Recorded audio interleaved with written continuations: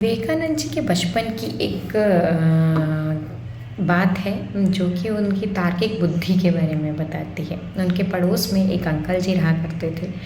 उनके घर के आंगन में एक पेड़ लगा हुआ था। उस पे सभी बच्चे झूलते थे, जाते थे, आते थे। तो अंकल जी ने एक अफवाह फैला दी थी कि उस पेड़ पे एक ब्रह्म राक्षस रहता है जो कि बच्चों को बहुत ज़्यादा डराता है, बच्चों को बहुत ज़्यादा वो परेशान करेगा अगर बच्चे उस पे चढ़ेंगे। वो बड़े बड़े बालों वाला है। पर फिर भी नरेंद्र नाथ जी जो कि विवेकानंद जी थे वो डरते नहीं थे। वो उसी पेड़ पे जाके झूलते थे, खेलते थे, सब कुछ करते थे। एक बार अंकल जी ने देख लिया। जब अंकल जी ने देख लिया तो उनसे पूछा, तुमको पता नहीं है इस पेड़ पे ब्रह्म राक्षस है से रहता है। कौन रहता है? ब्रह्म राक्षस रहता है। तो तुमको उससे डर नहीं लगता? तो विवेकानंद जी ने कहा, कौन ब्रह्म राक्षस?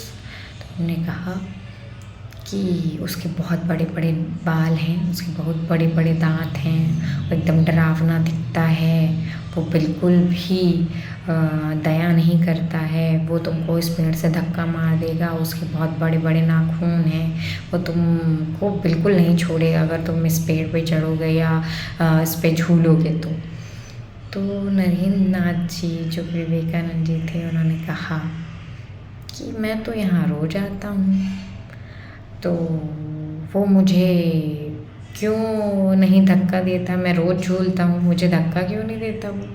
तो उन्होंने कहा कि वो तुम पे दया कर देता है।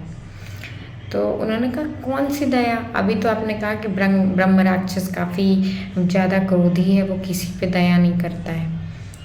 तो अंकल जी मौन हो गए कि ये कैसी बात कर रहा है। तो उन्होंने कहा कि नहीं, वो मासूम बच्चों को छोड़ देता है। तो उन्होंने कहा कि तो फिर जैसे मैं मासूम हूँ वैसे मेरे दोस्त भी तो मासूम हैं, उनको भी खेलने देगा तब तो। अब क्या बोलते हैं अंकल जी? अंकल जी चले गए वहाँ से। तो उनकी हर बात पे एक तर्क होता था।